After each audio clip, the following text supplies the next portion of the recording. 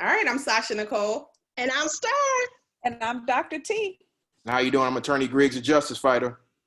We're doing it a new way today. This is Amerikan Therapy, the definitive podcast on all things Black mental health. And as Attorney Griggs had mentioned, he is here with us today. Star, tell us what's our topic today? Okay, so today, it's Mental Health Awareness Month, but I really feel like this is about Black Civil Rights Month for us, right? Because that's the theme of our month. So today we've got the criminalization/victimization of Black bodies in America. So Absolutely. And as Attorney Griggs said, he is here with us. We're super excited to have him as part of our show today. And just a little bit about Attorney Griggs. Gerald A. Griggs. Attorney Griggs is a 1996 graduate of Woodward Academy. He furthered his studies at Oxford College of Emory University at Emory, where he received his BA in 2000. After his time at Emory, Attorney Griggs received his JD in 2004 from the University of Cincinnati College of Law, the fourth oldest law school in the country. Attorney Griggs began practicing law in the state of Georgia after passing the bar exam in the fall of 2004. Attorney Griggs is committed to community service throughout Georgia. He's the second vice president of the Atlanta chapter of the NAACP and the chair of the Criminal Justice Committee for the Georgia NAACP. Attorney Griggs is also the president-elect of the DeKalb Lawyer Association, and further, he has worked in partnership with the SCLC, 100 Black Men of Atlanta, Emerging 100, the Urban League. He was also honored for his community activism by Congressman John Lewis during the 2016 Congressional Black Caucus. So welcome, Attorney Griggs. We are super excited to have you. I'm super excited to be here. So we just got breaking news on this case, right? So yes. Can you just educate our listeners? We got people all over the world. They may not know what the case is. Most do. Like, what just happened, and why should we be excited or whatever about? Okay, so we've been on this journey for justice for our dear brother Ahmaud Arbery for the last 2 months, month and a half fully by the NAACP, and we got breaking news. The individual who filmed the video that has gone super ultra viral, William Roddy Bryant, was just arrested by the Georgia Bureau of Investigation and charged with felony murder. So now there are 3 individuals that are in custody, and we fully expect more arrests to come in this case as we try to get to the bottom of what happened to our dear brother Ahmaud. We get justice for him and hold those that are responsible accountable. Absolutely. So with that said, I mean, just as a note, when you say holding people accountable, when you're filming anything, how does it work from a law perspective that he's also being charged with a felony murder? Well, I mean, based on the information that we have, in order for him to be in the position to film that, he would have had to have previous knowledge of what was going to happen. And then from the police report, the McMichaels said that Roddy tried to box him in as they were trying to catch him. So it's obvious to us that he is some kind of way involved, either a party to a crime or an accessory after the fact of murder. And so now the GBI has agreed with us, as well as a magistrate court judge, to issue an arrest warrant. And so now I'm curious to see what's in the arrest warrant, but I think that he's been charged as party to a crime to murder. Gerald, you mentioned, can you repeat what you said to us earlier? Like, we thought that the whole Georgia statute for citizens arrest applied here. Yeah, so the Georgia citizens arrest statute, and this was per George Barnhill, who was a second DA involved, and he wrote an opinion citing that he believed that the McMichaels were justified based on the citizens arrest statute. And my reading of the citizens arrest statute is a lot different from his. And now, as you can see, the GBI's reading of it is a lot different as well. But basically, if you are a citizen in Georgia and you witness a felony or have immediate knowledge of a felony, you can use force to effectuate an arrest.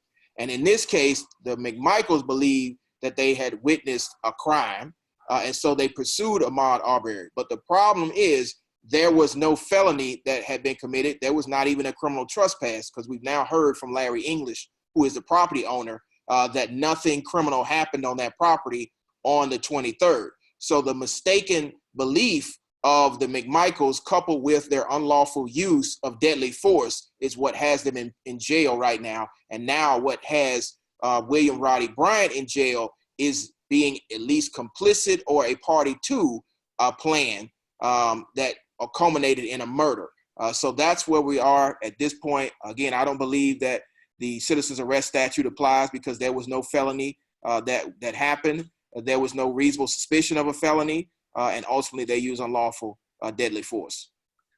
As a Black man, and I don't know if you have any children, but you know, as a Black man, or for many of us who have Black sons, Black daughters, how do we, you know, I've heard so many people across like social media who say that they fear for their kids, they fear for themselves, they fear for their husbands, and they feel defeated. And even in being in 2020, we are still dealing with these situations.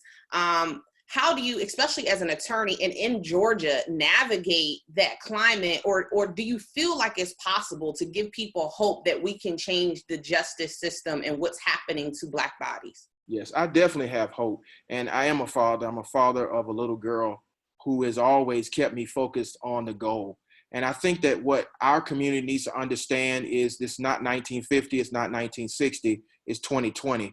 And we have had ancestors who have already fought this battle and left the blueprint. One of them is the most preeminent lawyer of the 20th century, and that was Thurgood Marshall. And so Thurgood in the 30s, the 40s, actually 40s, the 50s, and the 60s fought this very same battle and left us a blueprint. I was actually reading one of his books a few days ago, Devil in the Grove, where he was dealing with this same issue right outside of Sanford, Florida, which is only about 3.5 hours from Brunswick.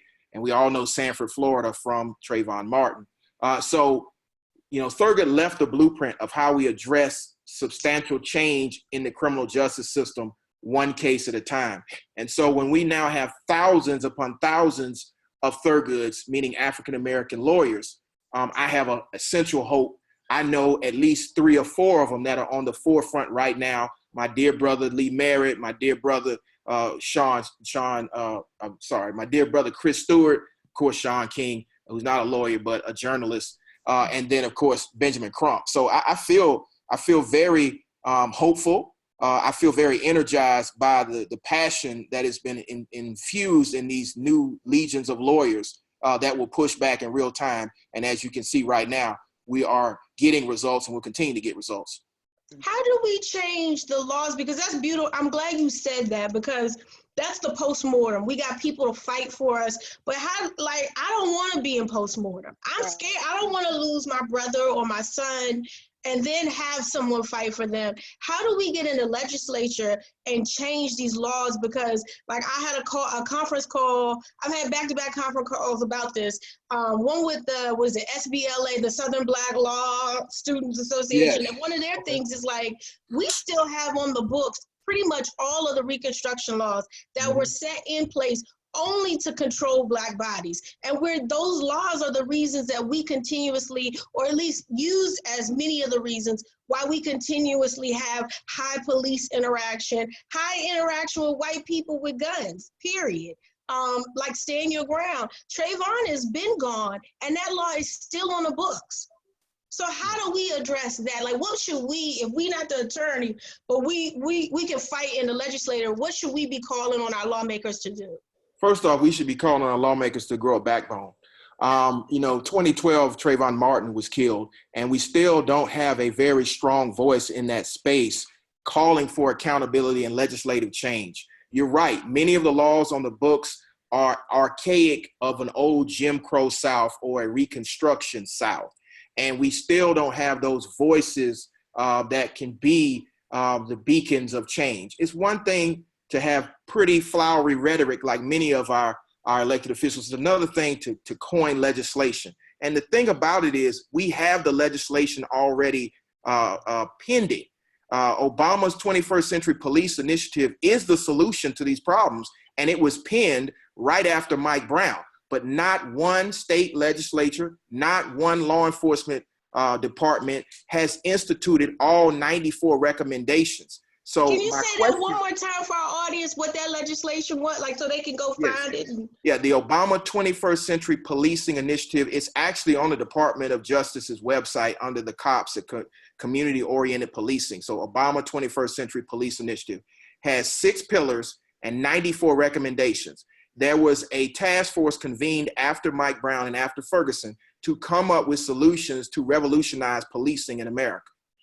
Not one law enforcement agency in the country has implemented all 94 recommendations. And so that's the solution. So my question to our senators and my question to our representatives who are now all decrying what happened in Brunswick is, are you going to put legislation on the floor of the United States House and the United States Senate to deal with this problem? And you can start with the 94 recommendations in the Obama 21st Century Police Initiative, because I'm not just going to allow you to go around and give condolences and not call you out for your complicity. Again, this has been going on since 2012, 2014, 2016, 2018, and now we're in 2020, and there has been no change. So I'm going to start naming names very soon if there's not legislation placed on the floor.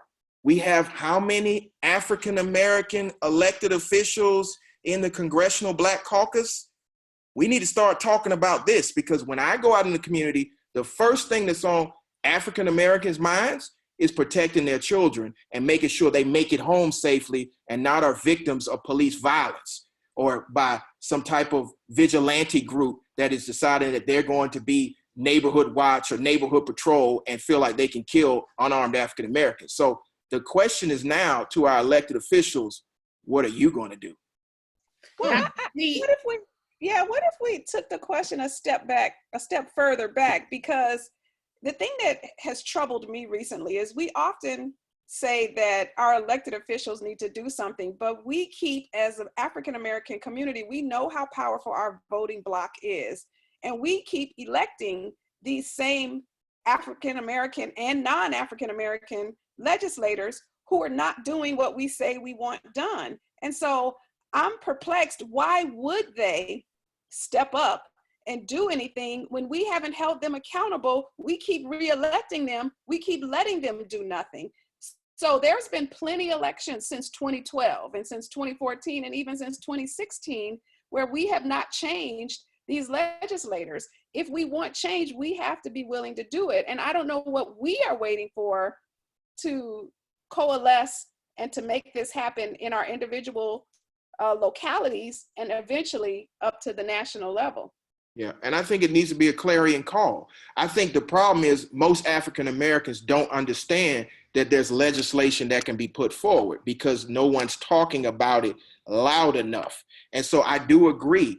We have to not only vote, but we have to hold our elected officials accountable. And so that's why, organizations like the NAACP in Atlanta have been holding our elected officials accountable. There are 6 House of Representatives members that have put forth the most progressive police reform in this state. It's currently pending. Hopefully we can get that police accountability. And then on the local level, there's a politician that's running around the national stage that we've been holding accountable for quite a while because she has a terrible record of police violence in her community. And that's one Keisha Lance Bottoms. And so when we interrupted her town hall, when we made sure that she knows the name Jimmy Atchison, who was murdered in Atlanta in 2019, it was January the 21st, 2019, we've been holding her accountable every single time. And so what we need to do is we need to look. There's no such thing as an untouchable politician. You have to be beholden to your base at all times, and we will call you out for not being beholden to your base. So what we've been doing there is marches, rallies. We have been going to city council meetings, holding this individual accountable. We went to Vice President Biden's campaign stop in South Carolina to specifically tell him that Atlanta has a brutality problem and that the individual that's going around the community and the country stumping for him has a real problem, whether that's Veltavius Griggs, whether that's Jimmy Atchison, Oscar Kane, whether that's Kane Rogers. These are all cases in Atlanta. So when Ahmaud Arbery happened, it was just instantaneous that we started organizing with Brunswick, but we also refocused it to know that there are multiple victims in Georgia and there are multiple politicians that need to be held accountable. So Attorney Griggs, you brought up a great point when you talk about some of our Black elected officials And I often hear people say, well, you just have to vote for the lesser of two evils. No. And so then the question remains, when you have like your Biden, and I know this isn't, a political show that we're doing, but perhaps maybe you can just give some insight. When you have a situation where you have like a Biden versus Trump, and you have two people who have a long history of a variety of racial issues and other things that they have done and said throughout their political tenure, what do you still, what would you recommend from a law person? Like, do you still vote? What do you do? Of course you still vote, but you have to understand the power of down ballot voting. And you also have to understand the power of the ballot. We're not just going to vote for somebody simply because they stood next to the first African-American president. We're going to hold you accountable to your record. And your record is abysmal when it deals with criminal justice reform. So I'm glad that Puff Daddy held him accountable and said, we want a concrete plan. I'm going through that plan right now, which is lift every voice and sing plan or something like that. But we need more. We need tangibles in the first 100 days. And if you can't present those tangibles in the first 100 days, then we have to evaluate where our vote is going. So again, I would never tell my people to hold the vote. But what I would tell my people is to hold that politician accountable to his promises.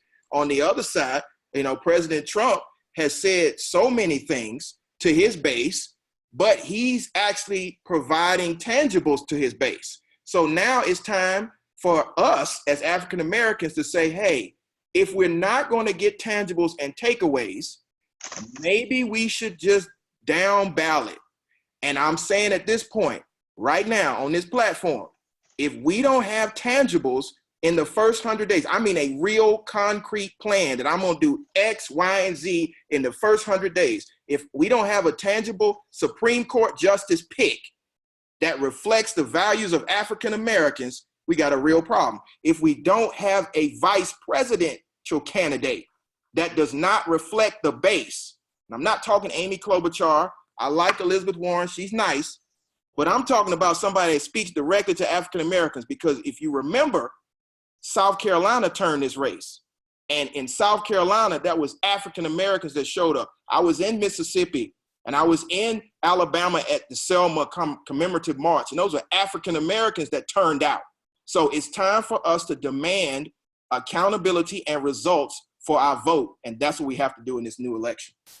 How do we elevate like this type of conversation? Because this is why I say this, because you gave specific legislation that I honestly, I'm pretty involved. I'm on the Hill on a regular basis. I know I'm calling Steny Hoyer's office tomorrow because that legislation, we've had this conversation. And the fact that that legislation exists, is written, is there, it just isn't being pushed by anybody, is now concerning to me as a constituent. How do we raise that conversation? Because we are heavy on symbolism. And I was, I wasn't against the let's walk for Ahmaud, run for Ahmaud, but I didn't participate because I grew up with a family in civil rights, and they are like, we don't do symbolism, we do work. Because symbolism takes the energy and puts everybody, oh, I did something. I took a picture with a hoodie. That law that Trayvon Martin's killer was allowed to get off on is still on the books, and they've killed several other young Black men using that law. So now I'm like, how do we elevate it? Because everybody's talking this case on Black media, but what you just gave us, that's actionable. And I ain't heard that from nobody else. Yeah, and I think that's one of the things as activists, we have to always have a call to action that people understand as tangible. And, I've been saying that for a long time. And I think what needs to happen at this point is we need to revisit the strategy of the civil rights movement. Again, they gloss over the strategy. They gloss over the fact that they only marched one time, and that was to get the Voting Rights Act. Okay, we don't march over and over and over and over again. We march to achieve a tangible result. We marched last weekend. We got on last Thursday 2 arrests, and this Thursday a new arrest. So it's always coupled with action and calls for action. And in this moment, we have a call to action. There's a hate crime legislative bill that's on the floor in the Georgia State House that has now, we had another rally on last Tuesday where the state lawmakers came to Glenn County, and they promised to rename hate crime legislation, which is House Bill 426, for Ahmaud Arbery, which would remedy this situation. Now, my belief is we have a murder statute that's strong enough to deal with this. But I think people need to understand that you have three ways to make change: agitation, legislation, and litigation. We have to do those and then rinse and repeat. We have to make sure we break it down so that people understand that Dr. King left a blueprint. I have the book. It's right over there on my bookcase. It's called Community of Chaos. Where do we go from here? He lays out the strategy. The problem is people don't understand the strategy. There are distinct steps to nonviolent social resistance and social change. We have to do each step, and it has to be coupled with legislation and litigation as well as agitation. So you're right, and your family is right. We don't just march for symbolism. We don't just run for Ahmaud just to take a picture. No, there is concrete legislation and litigation that we have to couple with that, and we have to do a better job of messaging that. Dr. T, weigh in here when you have someone who may come to you and say, I'm afraid to do certain things because, of how I will be treated given my skin color, or I've lost somebody close to me who's been killed by police brutality. Like, how do you start to address those wounds of grief, in something like that? Well, first you acknowledge that it's real, right? I mean, one of the things that we tell even our sickest patients is just because you're paranoid doesn't mean someone's not out to get you, right? So you can have a also and situation where you can be fearful, but you also have to move forward. You also have to take action. You also have to be a part of the solution. That kind of self-efficacy, taking it up, helps alleviate some of the fear, and it helps alleviate some of the anxiety. So I really encourage people to acknowledge and accept that what they're feeling is real, is justified, and they still have to figure out how to move forward and live their lives, whether that's through joining a group, whether that's through writing a letter, whether that's through teaching their children about activism. But it's really, I feel like, and we've talked about this before, we've lost the social fabric that knitted us together as an African-American community. And I think that's part of the reason that we don't know what's going on in these legislative, when we live together as a community, somebody found out something, they shared it with the whole community. Then the whole community said, how we gonna handle this, right? But now we live all over the place in all different neighborhoods. Those of us that are doing better, we move away and we get our knowledge, we forget to go take it back. And so we've torn apart the social fabric that used to hold us together. And now we're experiencing, well, all of the things we see in the world, but as a consequence, as a community, we're also experiencing a lot of grief, a lot of loss, a lot of trauma, and we don't have anyone to share that with. Attorney Griggs, when people come back and say about the whole quote unquote, well, what about us killing each other? How, and that has been a huge argument that you see all over the place, from not only whites, but from Blacks. How do we address that comment? We address that simply by reading the statistics that are reviewed by the FBI. And if you look at the statistics, and I believe it's table 18 of the Uniform Criminal Reports, that shows a majority of the crime is done by Caucasians. So, I mean, my thing is when people ask me, what about black on black crime? My response is I'm in a courtroom, 7 days a week, most of the time, because I do sometimes have to go to the jail on Saturdays and Sundays. So I'm already dealing with that. So let's not try to do this, what about this and what about that? Let's focus on the real issue. The real issue is for 400 years, there has been a criminalization of African Americans. There's been a deprivation of our human rights, and we're going to deal with the underlying problem. The reason why there's poverty and crime in the African American community is because of the history of 400 years of chattel slavery. Michelle Alexander put it quite well in the 13th. The 13th is real. So Jim Crow just grew up and became James S. Crow Esquire. So I don't want to hear about, oh, what about this and what about that? Because just like civil rights, just like Jim Crow has evolved, civil rights has evolved. And so we're not just marching in the streets anymore, we are attorneys. So I just think people need to focus on the real problem. And the real problem is that this country has never really addressed its original sin, and that's the sin of chattel slavery. You have never recompensed the immoral degradation of a people, and you keep blaming the people for their condition. We need to, and I'm not asking this from my perspective, but I feel like somebody in the audience may be asking this. Do we need to partner or appeal to white people to cross that threshold on this movement? Or is this something we need to do for ourselves? Just like Harriet said, they didn't free us, we freed ourselves. Not Harriet out of the fictitious movie, but the real Harriet. The real Harriet, yeah. So do we need, like, what, because there are Black people who are like, well, we can't do it alone, and we have to bring in whites and others to support the movement. And so I'm not going to start till they ready to do this. My mentors in the movement, whether that's Dr. Vivian, Dr. Lowry, Dr. Lafayette, have all taught me that in the previous movement, they didn't wait for white people to do anything. They asked and appealed to people of good conscience, white and Black, but they did it themselves. And so we have to do this ourselves. And people will join us on that path because the moral arc of the universe is long, but it bends towards justice. And so once we understand that and we start taking that walk towards justice, people that love justice will join us. And I believe even in this country and around the world, there are more people that love justice than that oppose it. And so once you start taking those steps, they will join you. But let's get something straight. We freed us, okay? Just like the arrest didn't happen because they saw the tape. The arrest happened because we saw the tape. And so we need to dispel this myth that somebody else is going to do it for us. When Dr. King started the movement in Montgomery in 1955, the people that sat down on the bus look like us. And of course, that wasn't the first time they sat down on the bus. They sat down on the bus in Baton Rouge. And Rosa, my sister Rosa Parks, wasn't the first one. Claudette Colvin was the first one to sit down. So like I said before, the original foot soldiers of the movement were brown. And white people joined because they were of good conscience. And I believe they will join again. But we have to do this. No one's going to free us but us.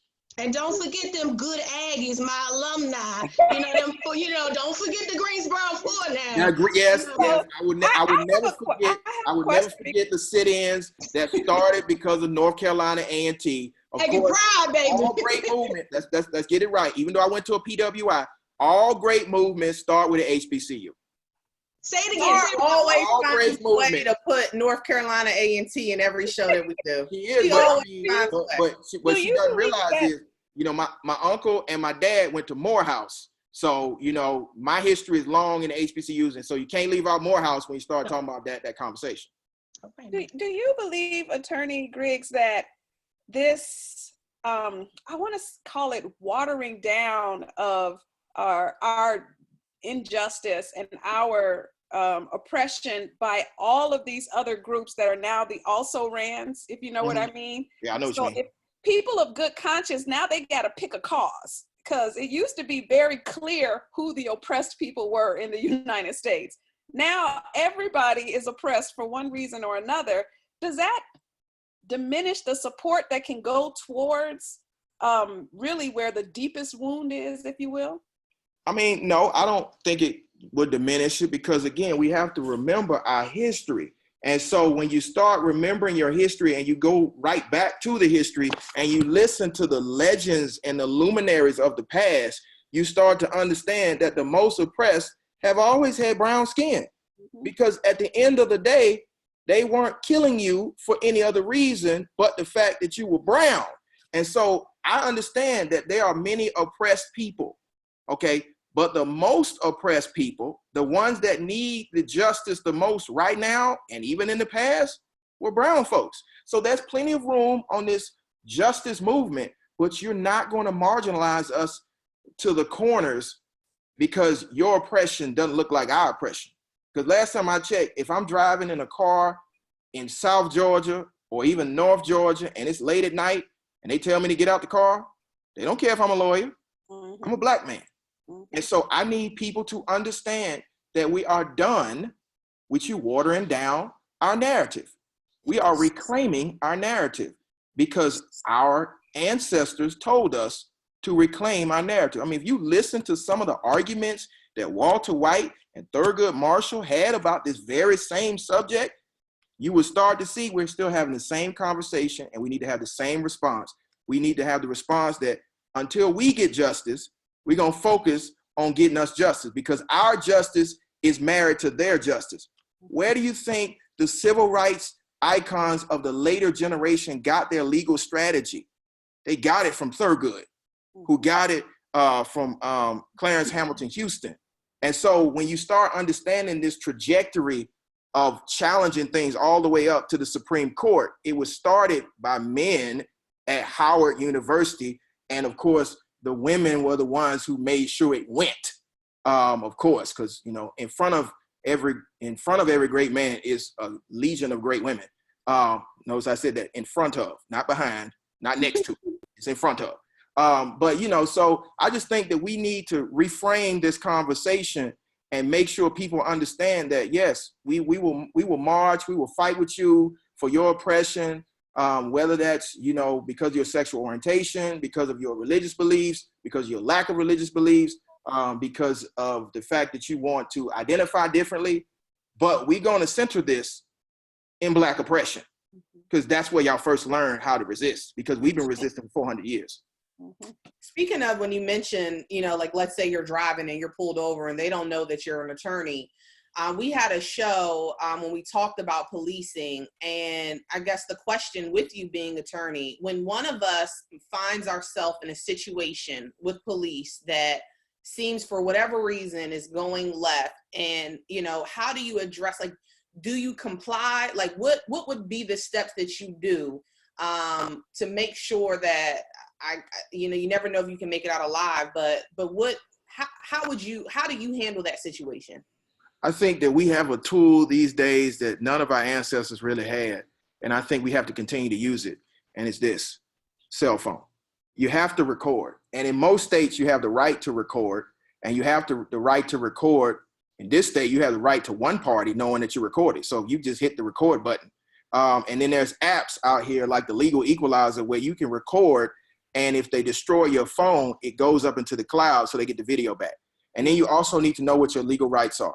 Terry versus Ohio is the seminal case. I think it's a 1963 case that talks about the different levels of police encounters. And then I forget the name of the Georgia case. It just escaped me. But anyway, Terry versus Ohio is the United States Supreme Court case. You need to know that case because there are certain levels. And of course, a police officer can approach you and ask you questions at any point, but up to a certain point, you are free to refuse those questions or to walk away.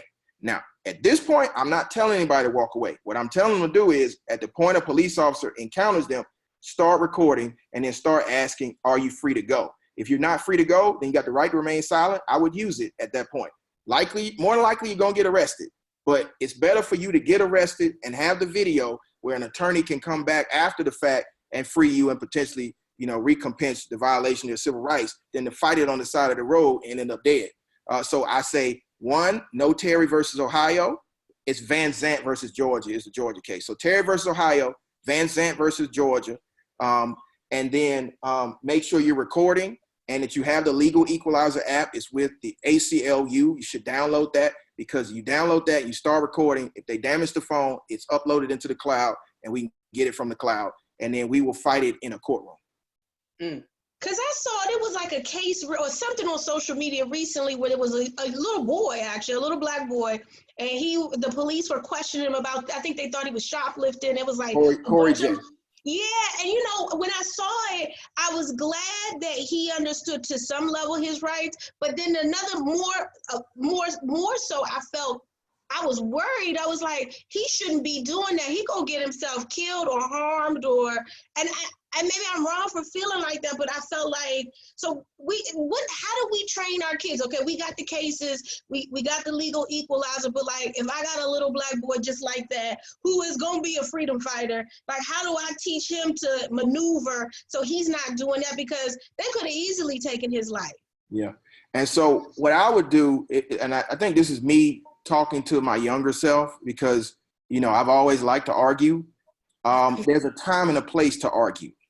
And the arguments that Corey was making in Cumberland Mall were valid arguments. And of course, that's why the tape went viral. And, you know, his case I started national coverage. But you got to understand that once the police officer starts reaching for the tool belt, it's time to shut the argument down. You got the video camera, you got other people recording. Just comply without violating your rights, which means, again, you got that Fifth and Sixth Amendment. Once you ask the question, am I under arrest? Am I free to go? And the person says no, exercise your right to remain silent at that point. Because you can't say anything smart that's going to anger him if you're being silent. You can't do anything that can be used against you because you're being silent, and the video will speak for itself. So I've had occasion to have numerous cases where the video alone dismissed the charge and ultimately got the officer in trouble. A perfect example is Ms. Thomas's case. It was a case, I think you guys saw it, where the young lady was being accosted in a parking lot and her daughter ran off, and Ms. Thomas got body slammed, and ultimately there was a recording of it. That officer got fired in 8 days, and her case was dismissed completely.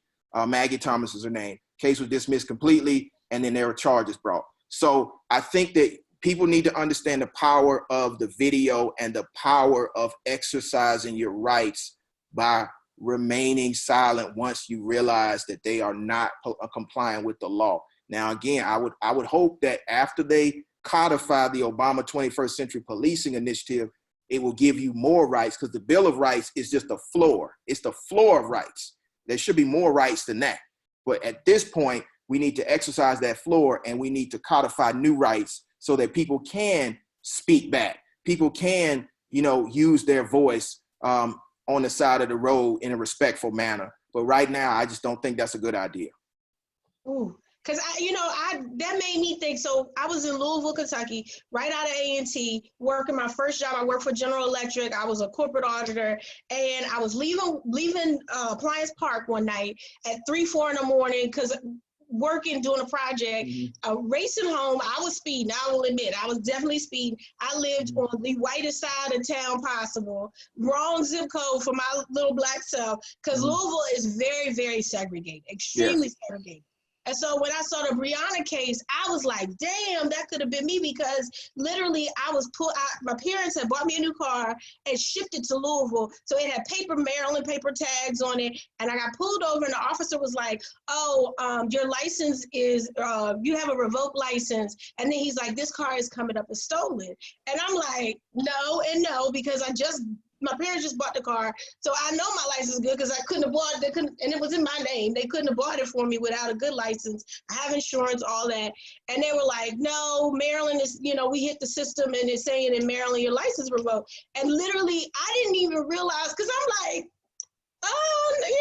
okay, well, I'll deal with it later. I'm waiting for a ticket. And the next thing, I was grabbed by my shoulders, dragged face down out of my car, face all scraped up, just, by this big white dude. He's on my back, on my neck, all this stuff. And he's like, kept screaming, like, lay down, stay still. And I'm like, I'm not, like, I first of all can't do nothing, because you on top of me. And at that time, I'm like $1.20.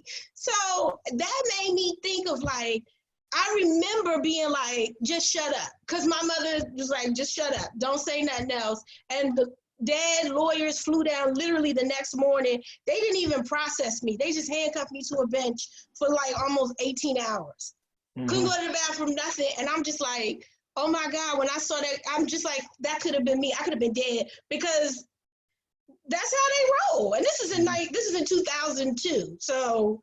Yeah, and I mean, they've escalated since then, because there have been dog whistles from the highest office that they should stop being nice.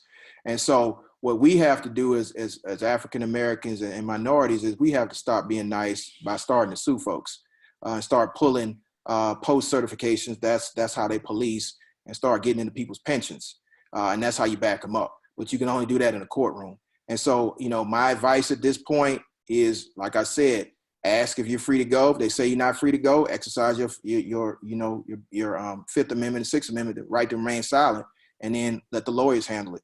And it's amazing how the law starts to function appropriately when the lawyers get involved. Has there been any efforts? Because I'm thinking about just, this is an amazing conversation, but it's very complex and there's a lot of moving parts. And the average American, the average African American is not able to figure out how to use all of this information. And that's one of the problems I think we have in our community is we don't have a consolidated voice that people can easily take action with. So it would seem to me like if the Black lawyers and the Black public relations organization, whatever they're called, and the Black media came together, figured out a voice and figured out how to communicate that strategy, it would help all of us. Like, have those kind of groups figured out how to get together to help us get this message so we can get this ball moving a little bit faster? I think they've started, and I think that the problem is that the Black media has not fully embraced the point that they had early on in the 60s when they were the voice. And now I think Black Twitter and Black social media has now become the voice. So now you have a new level of professionals that are understanding, okay, this is the message, this is how we message it, now we have to get it out. And I think now Black media is starting to catch up. You have shows like Cop Watch America, which was on BET, which is a show that was well before its time, that were, elevating these cases like the one you see now. But again, because the powers that be felt a little uncomfortable about it, it didn't finish its run. But now you're starting to see, institutions on social media that are elevating these cases and saying, we're not going to stop till we get justice. So to answer your question, I think the Black professionals, the PR professionals and the legal professionals are starting to understand the power of social media and the power of messaging. Because I do agree with you. What I just said is difficult to understand if you haven't practiced law for 16 years. But I can simplify it, but I don't know how to amplify it without the social media influencers and the celebrities getting involved. And so now you have celebrities getting involved. T.I. is always talking about issues like this. Killer Mike is always talking about issues like this. Now Jay-Z is talking about it. Of course, Kaepernick has always been talking about it. So now we can all get in a room and decide, okay, this is how we're going to message it succinctly to the community so the community can understand that if this happens, I do this and I call this person and this is the result I get. And so that's what I'm hoping that cases that we are seeing right now in real time can help shed the light on how this is done correctly. And I can't stress this enough. One thing, the difference between the Black community and white community is that you see that with the Big Michaels who were arrested, you and Star, remember you showing me how so many GoFundMes and so many different support groups, they will pop up support and whether right, wrong, or indifferent, they will support their own to the very end. And one thing that I've seen that we don't do is that we will have groups who are trying to be activists, who are trying to help and do many things. But what will happen is then you get, we don't stick together and then we begin to attack whoever may be leading, that forefront, well, they didn't do this, or, well, they have a kid, they don't take care. I mean, all of these different things, and the mission completely gets lost. And I can't stress that enough, that we have got to at some point, not, turn a blind eye to the things that we need to improve on as people, but there are certain moments and certain issues that we have just got to see it out to the end and stick together with each other on, and not tear it down. And then after we get to our mission, now we pull so-and-so to the side and say, hey, listen, but that's just one thing that I have seen. And I know that is intended. I know that that's not, just out of nowhere. I know that has a deep history, but that is a deep history that we're, we have to be more serious about trying to address. So, I want a man that support me like white people support Donald Trump. That's what As we close this out, you know, what's some last takeaways, Attorney Griggs? What's some last things that you might want to offer, you know, as we close this show out? You have been, you're brilliant, honestly. You know, not to say that I didn't think you were before, but man, you know, when you hear somebody talking, it's like, wow, like, you know. He's thorough. And what should we be reading? You threw out books. Like, what do we need to read too? Let me do this. Could you bring that other book that I was asking for, the Dr. King book, right quick? Yeah, but I just think people need to understand that we've been here before. And so, no, not that one, the one, Community and Chaos. But we've been here before, and everything you just said about people tearing each other down and people not getting along and people believing that there was another way to do it, we've all reached that. It's Community and Chaos. It's under the thing on the counter. All that's in these books.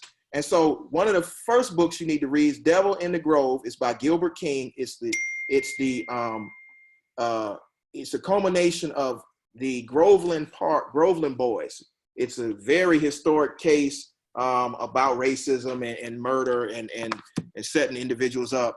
You need to read that. And of course you need to read Dr. King's book, Community of Chaos, because he lays it all out. And so now you'll start to see that even though Dr. King and Malcolm X had different philosophies, they communicated with each other. Even though Walter White and Thurgood didn't get along, they communicated with each other. Even though Roy Wilkins disagreed, you know, with Baynard Rustin, they communicated. So you can have different ideas about how to get to the goal. You can not agree. You can actually fight it out in the press, but you need to understand that we all have a common mission and a common direction, and we got to get there. So we can fight, you know, whether that's, you know, fighting it out on social media, fighting it out in the real media, but we got to continue to move forward. And we have to have the professionals come to the front of the room. It's time out for folks feeling like they've arrived and they don't have to give back to their community. They don't have to care about what's happening, because this is happening in everybody's community. It's happening to rich African-Americans, poor African-Americans. It's happening to rich Latino brothers and sisters, poor Latino brothers and sisters. It's happening to everybody.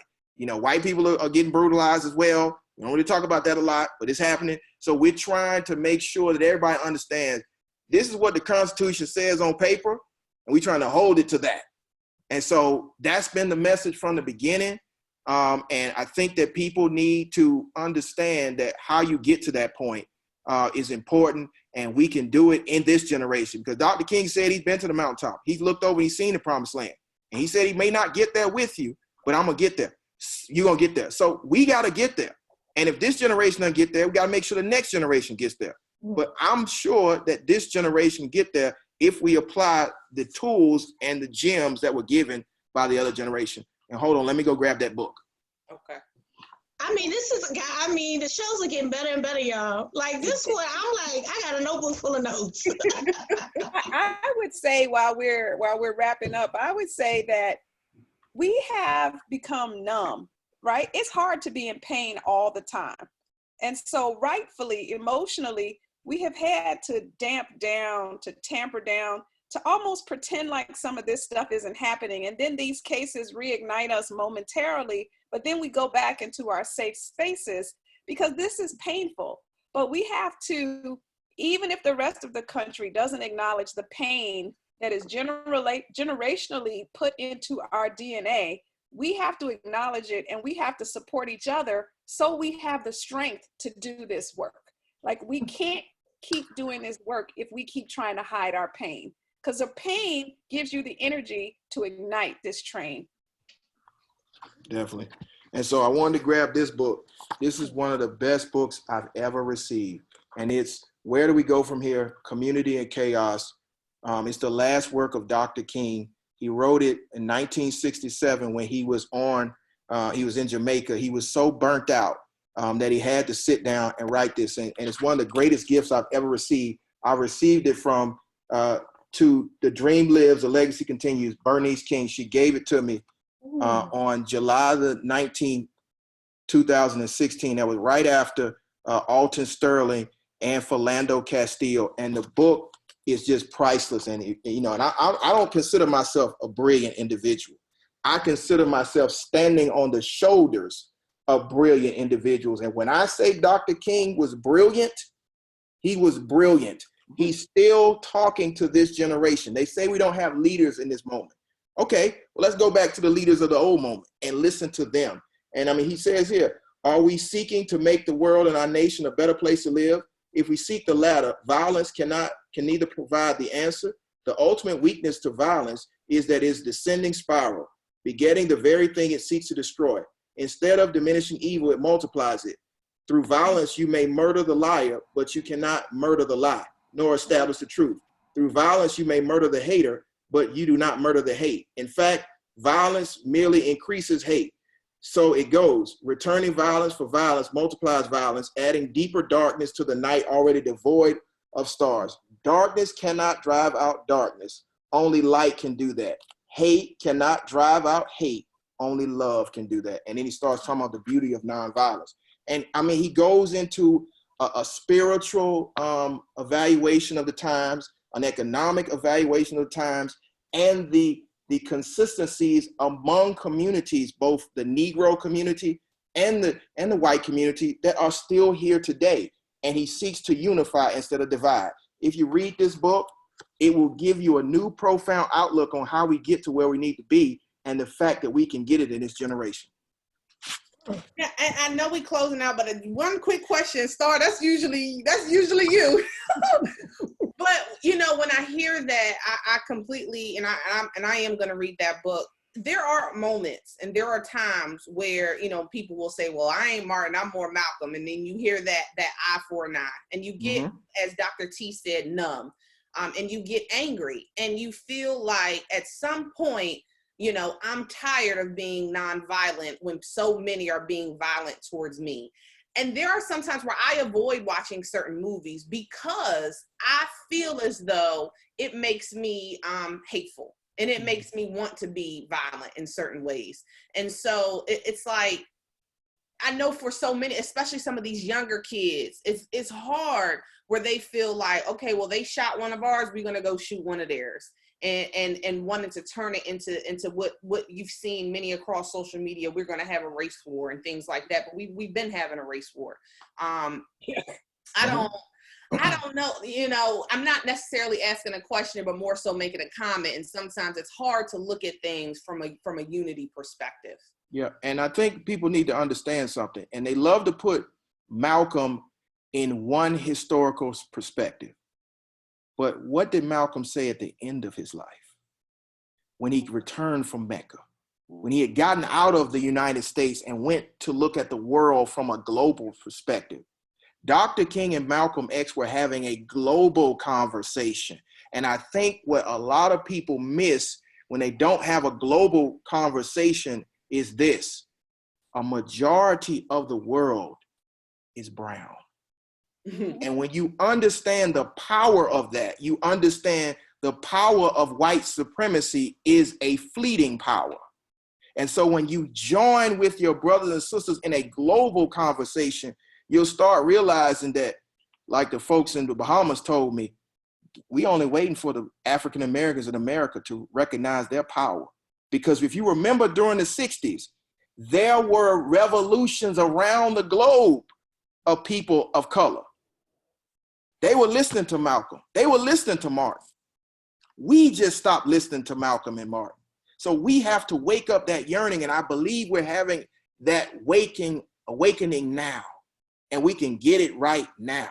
And to my brothers and sisters that say they done with nonviolent social change, I would ask you this: what other movement in this country has freed Black people, giving them their civil rights, giving them the ability to even have that conversation? Because I believe that Nat Turner led a revolt. How did that work out? I believe that there were other revolts all over the South. And I'm not saying that I'm not a warrior. I'm the justice fighter. But there's only one man that has freed African Americans from the desperate night of Jim Crow segregation. And his name was Thurgood Marshall. So if we want to fight, we got to use the tools of the law, because I don't want to have to defend anybody else charged with murder. And that's what you're going to get charged with if you pick up arms against this country, because they've been training for 400 years. Why you think we have the Second Amendment? So don't come to me with that unless you got real solutions or you got a real army. So what should our black gun owners, because we had, like, I don't say gun nut, but we had the black man with a gun on, and there's a whole movement of them that are out there that are like, y'all better take up arms, y'all better get armed up. And I'm not saying me and my house ain't armed up, but I'm just saying, like, what do we need to know so that, like you said, we're not charged with murder, that we can use the law to defend our families and our land and protect ourselves? You need to understand the castle doctrine. You need to understand stand your ground. You need to understand what the elements of self-defense are, and you need to be able to use them. But you have to be defending yourself. I would not be posting on social media that I have a cadre of guns, because all of that the government uses against you, and they will use it in a trial. All these social media pictures of arsenals and all this other stuff. Yes, you have a Second Amendment right to bear arms. I'm not saying that I don't bear arms, but you'll never know if I have one or not. Just like Dr. King was a concealed carry. He had a permit. Hello. He had a gun. Okay, he's protecting his family. Hello. But he also understood the power of social change that was nonviolent. It's the most powerful form of resistance the world has ever known. There was a man who walked about 2,000 years ago who believed in social justice, nonviolent civil resistance. I think he said, if my country was of this world, then my disciples would fight. Yep. We're not wrestling with stuff that you can just shoot and kill. We have to kill the evil that is permeating so many systems by changing the system, and we can do it. It's been done before.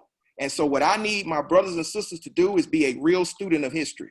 We have Google in our hand. If we want to quote Malcolm, quote the complete Malcolm. Quote him from the beginning to the end, because I've read the biography of Malcolm X. I remember when he was Malcolm Little. I also remember when he came back from Mecca. Let's talk about the whole Malcolm.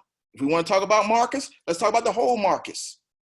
But let's also be smarter than that and combine the talents of all of those men to get to the liberation that we seek. And I believe that liberation is our people in unity fighting to make this country be what it says on paper. Yes, it was written by rich, white, landowning slaveholders. Yeah, it was written by them. Okay. Land stealing. That too. But now, as we reach the point where there are 50 million African Americans, we have enough voting bloc to put a man in the White House. This next person we put in the White House, we need tangibles from that individual, because we don't need hope anymore. We ran on hope, 8-9 years ago. We need change, and the change needs to be tangible. So if that's reparations, we need that. If that's criminal justice reform, we need that. If that's small business grants, not loans, grants, because we've been paying into the system for 400 years and we've gotten very little out of it. We need those tangibles so we can realize the American dream for the people that built it. Star, what say you? Girl, ooh, first, namaste. Thank you. Thank you for bringing facts, not fiction, knowledge to the table, books, things that we can go do and get researched on. One of the things that I noticed in our community is that we're big on sound bites and oral tradition, but we're not big on following up and validating what was said. So I'm going to encourage every single person who's watching, listening to this, that you go follow up and validate what was said, one, for your own understanding to learn, but two, so that that becomes a business practice, a mental practice of, I want to be smart in this. This is our lives on the line. We got to take ownership and be smart. And then the second thing is study. Like you said, know our history. We have been taught the little bit of our history that most of us know that are under the age of like a certain age point if you didn't have family members who were actually in the civil rights movement, who raised you and taught you the real history, then you're listening to a narrative given to you by the oppressor in most cases. So study, become knowledgeable about the history of these great people, because we need their knowledge to, like you said, to take that next great step. And then my last thing is pain versus suffering. I think I jump on Dr. Royster's point about being numb. And as a yogi, as a mindfulness person, as a meditation teacher, one of the things I see teaching Black people, because that's my passion, is that you're right, we are numb, but we're numb in a lot of ways. And this is just Star speaking, because we have decided to be aimless and I don't mean aimless in a negative connotation, but it's so much that I can't do anything. It's too much for me to do. And we move into, in the yogic tradition, it's a saying that when you don't take action, you agree to suffer. So we're in pain, and this is a painful thing, and we need to be in pain. We need to sit with the pain and like you said, let that energize you. Let that help you get a strategy and to execute and take action. But when you sit in pain and you decide to not take action because you feel you have no bearing in the universe, one, you're giving over your God-given right, as every single person has the ability to change the entire universe, every single person. And you're doing that, and then you're saying, I can't do anything, so I'll just be aimless. I'll do a lot of symbolic stuff, but I won't get down to the dirty and get to work. And that's what, it's time to get to work. So if we don't want to be in suffering, we're going to have to take action and get real uncomfortable real quick. So those are mine today. Well, I can't come behind all of that, so. No, that was great. Again, Attorney Griggs, we thank you. I think I would just say, we had a show last week about white allies, and I remember saying, well, do you ask a white person to just, risk their life or take a stand? And after having this conversation, I think that you do. And I think that not only, you don't ask someone like, hey, risk your life, but you ask them, where do you stand? And it's either you're for us or you're against us. And it really can't be an in-between. And I think oftentimes, we ride that in-between of that topic. And I struggle with that in my own ways and own reasons. But I think this conversation has brought so much clarity. And like Star mentioned, things that we can do, how we can better process information, things that we need to know, and things that we need to read. And that's a lot of things that we don't have, that we don't use. And we are very powerful. Black Twitter is very powerful. And so this has just been an incredible conversation. I feel very just inspired, really. And I hope that everyone listening will also feel inspired as well. Not only to mention, please follow us, Amerikan Therapy with a K, on all platforms. Also, please follow Attorney Griggs, and you will see, all of this work coming up next week when we post it, as well as our YouTube. And again, we're very excited to have had you. Thank you again, and we out. Thank you, guys.